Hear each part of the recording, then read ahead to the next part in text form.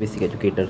साथियों, ईएमआरएस की तरफ से एक थोड़ी प्रोसीडिंग्स आगे बढ़ी हैं और जिस प्रकार से आप लोगों को पता है कि ईएमआरएस की जो स्कूल्स हैं वो आपकी स्टेट सोसाइटीज़ द्वारा अभी तक रन किए जा रहे थे, बट इस बार जो है कार्डर रिस्ट्रक्चर किया गया है और जो ईएमआरएस के सभी स्कूल है वो डायरेक्टली NESTS यानी कि national education society for tribal students इसको दे दिया गया है। यानी कि जो NESTS की गवर्निंग बॉडी है वही अब उन स्कूलों का संचालन करेगी।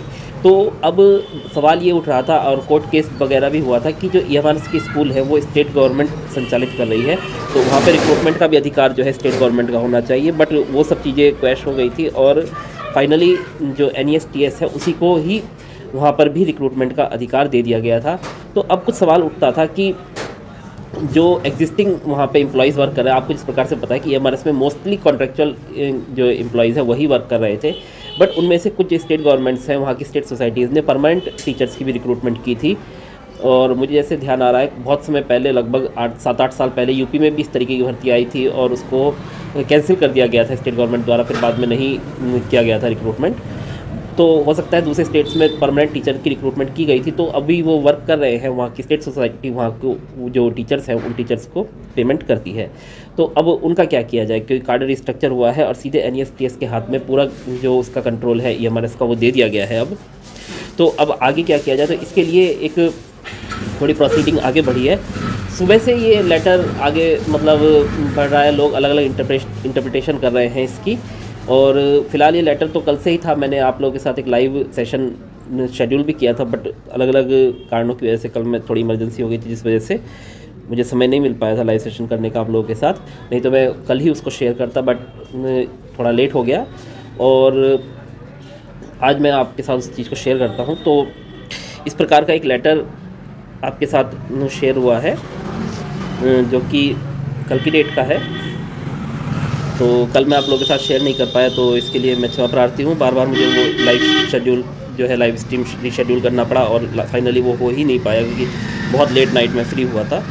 तो पहले मैं लेटर पढ़ के बता देता हूँ, फिर उसके बाद थोड़ा इसको एक्सप्लेन कर देंगे कि मैटर क्या है। तो ये एडिशनल कमिश्नर जो है KC मीना, आप इनका नाम जो NESTS की ऑफिशियल वेबसाइट है उस पर भी देख पाएंगे। तो उनकी तरफ से principal secretary commissioner tribal development welfare department Chhattisgarh, Maharashtra, MP, Manipur, Tripura, Himachal Pradesh, Sikkim और मिजोरम, इनकी जो स्टेट सोसाइटीज़ है उनको ये लेटर भेजा गया है।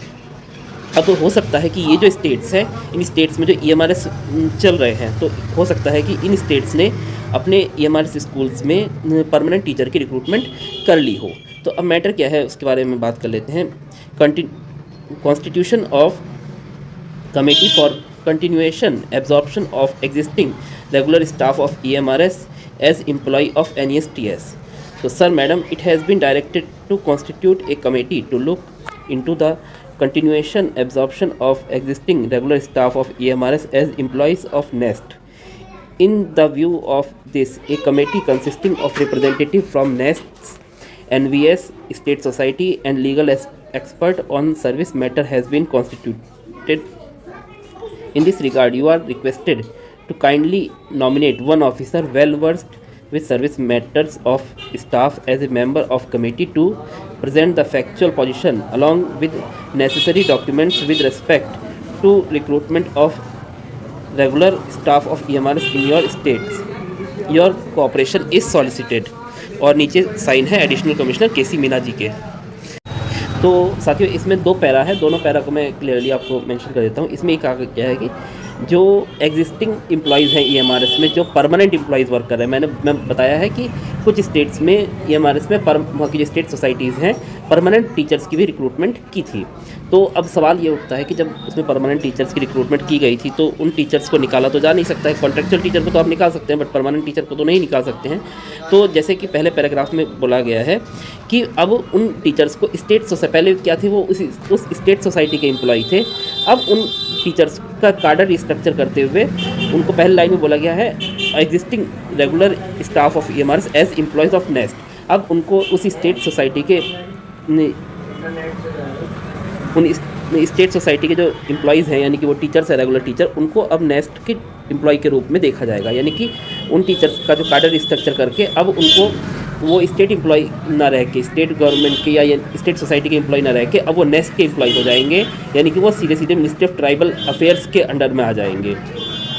तो क्योंकि अब ऐसा होता है कि अगर एक स्कूल चल रहा है तो वहाँ पे जो कार्डर है दो तरीके का कार्डर नहीं हो सकता है कि कुछ टीचर्स को तो स्टेट गवर्नमेंट कंट्रोल करे, कुछ टीचर्स को सेंट्रल गवर्नमेंट कंट्रोल करे। तो उस केस में बहुत ही ज़्यादा प्रॉब्लम आ जाएगी, जो सैलरी वगैरह है, वेतन भत्ते, बहुत सारी चीज़ों में प्रॉब्लम आ जाएगी। तो ये हमारे ने यानी कि नेस्ट ने ये डिसीजन लिया है कि जो एग्जिस्टिंग मतलब रेगुलर टीचर्स हैं उनको सबको एब्जॉर्ब करके परमानेंट जो है नेस्ट के एम्प्लॉय बना दिया जाए। स्टेट सोसाइटी का अब कोई भी एम्प्लॉय नहीं रहेगा, सब जो एम्प्लॉय रहेंगे उनको नेस्ट का एम्प्लॉय करार दे दिया जाएगा। तो अब उसके लिए जो सर्विस कंडीशंस वगैरह बनेंगे कि उन्होंने 2 साल की सर्विस कर ली हो या 3 साल की सर्विस कर ली हो।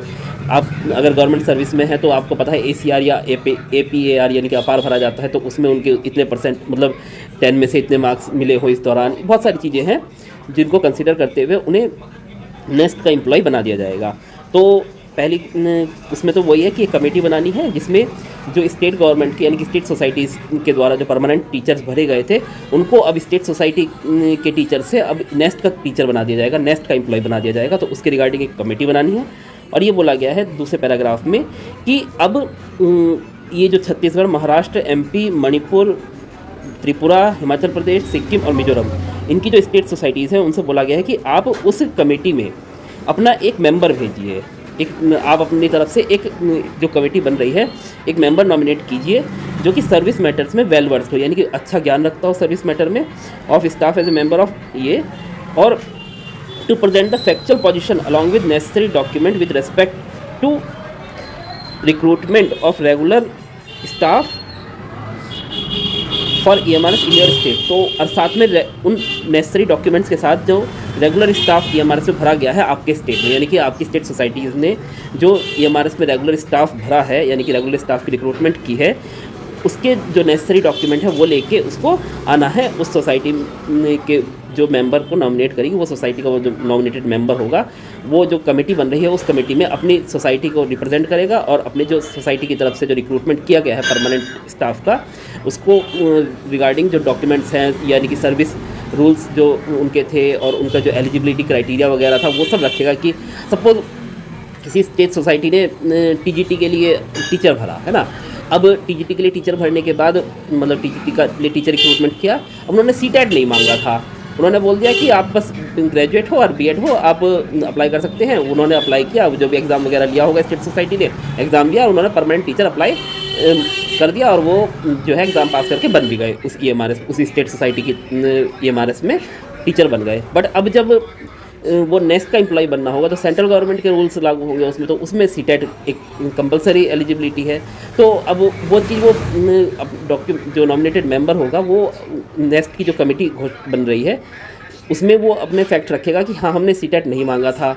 तो CTET नहीं मांगा तो वो जो कमेटी बोलेगी कि नहीं CTET तो मांग लेना पड़ेगा। तो फिर हो सकता है उनसे बोला जाए कि अगर आपने CTET नहीं मांगा था तो इन टीचर्स को बोलिए कि वो CTET पास करे, एक टाइम दिया जाएगा कि इतने समय में वो CTET को पास कर ले। और अगर जो उन्होंने रिक्रूटमेंट के समय जो एलिजिबिलिटी मांगी थी वो नेस्ट द्वारा जो एलिजिबिलिटी मांगी गई है वो उसके एट पार है यानी कि इक्वल है, तो इन दैट केस उनको इजीली एब्जॉर्ब कर लिया जाएगा नेस्ट के द्वारा। तो इस तरीके जो फैक्ट्स और जो रिक्रूटमेंट हुई थी उसकी स्टेट सोसाइटी द्वारा वो सब फैक्चुअल जो डॉक्यूमेंट्स हैं वो उस कमेटी के सामने उसको प्रस्तुत करेगा। उस कमेटी में क्या होंगे ये मैं बता देता हूँ। उस कमेटी में आपके नेस्ट के रिप्रेजेंटेटिव होंगे, NVS के रिप्रेजेंटेटिव होंगे, स्टेट सोसाइटी के रिप्रेजेंटेटिव होंगे, लीगल सोसाइटी के रिप्रेजेंटेटिव होंगे। ये सब मिला के मतलब कमेटी बनाई जा रही है जो कि स्टेट सोसाइटी के परमानेंट एम्प्लॉयज़ हैं उनको एब्जॉर्ब करके उनको नेस्ट का एम्प्लॉय बनाया जा सके, यानी कि वे सीधे सीधे स्टेट गवर्नमेंट के एम्प्लॉय से सेंट्रल गवर्नमेंट की यानी मिनिस्ट्री ऑफ ट्राइबल अफेयर्स के ऑटोनोमस बॉडी है नेस्ट, उसके ऑर्गेनाइजेशन के ये एम्प्लॉय बन जाएंगे। तो साथियों अभी इस लेटर का मतलब आपको समझ में आ गया होगा। पता नहीं लोग क्या क्या इंटरप्रिटेशन कर रहे हैं, मुझे पता नहीं है। तो वैसे बहुत सारी क्वेरीज आ चुकी हैं इसके रिगार्डिंग। तो इससे 2 सवाल उठेंगे। पहली बात, जिन सोसाइटीज़ ने डायरेक्ट रिक्रूटमेंट कर लिया है उन सोसाइटीज़ के जो मतलब परमानेंट टीचर्स को भरा था पहले 1-2 साल 4 साल 5 साल पहले, तो उन टीचर्स को कैसे परमानेंट टीचर के रूप में मतलब नेस्ट में जगह दी जाएगी। अब नेस्ट में जब जगह दी जाएगी तो उनके लिए क्या कॉम्प्लिकेशन उठेंगे, क्या कोर्ट में जाएगा मामला, ये सब चीज़ें हैं, वो एक अलग मैटर है। ठीक है।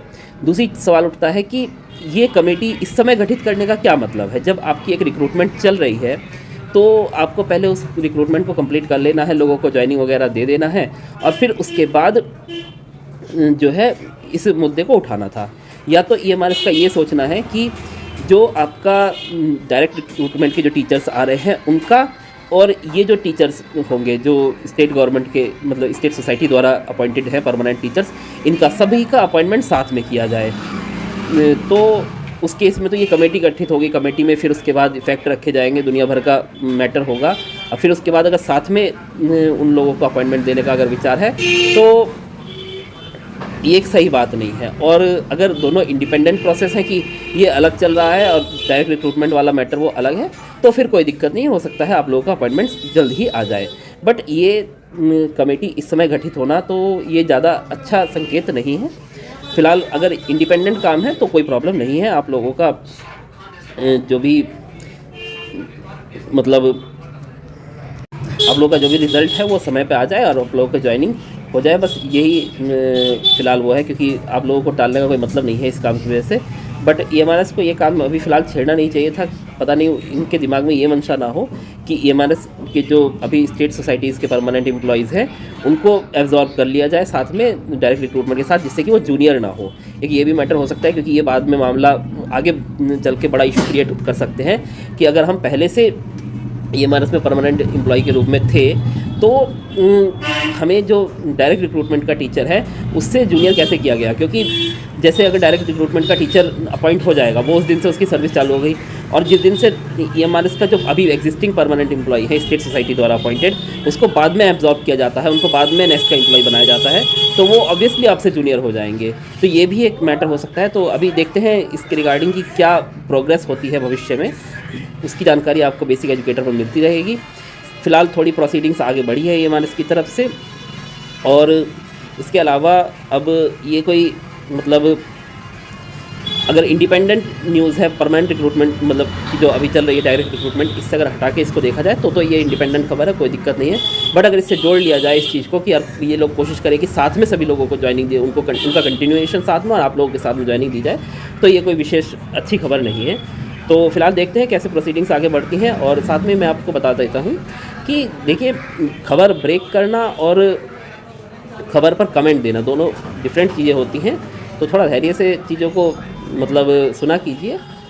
और इसके अलावा आप लोग पढ़े लिखे लोग हैं जो सेलेक्ट होकर गए हैं, वेल वर्स्ड हैं अपने सब्जेक्ट में, तो चीज़ों का असेसमेंट भी खुद से करना है, और साथ में ऑफिशियल जो नोटिफिकेशंस आते हैं उस पर ज़्यादा ध्यान देना है। और साथ ही आप लोगों के लिए मैं प्रार्थना करता हूं कि आप लोगों के जल्दी रिजल्ट आए, और जल्दी आप लोगों का मतलब रिजल्ट तो आ ही चुका है, जो फाइनल लिस्ट जल्दी आए, आप लोगों का अलॉटमेंट भी जल्दी हो जाए। Thanks for being with basic education.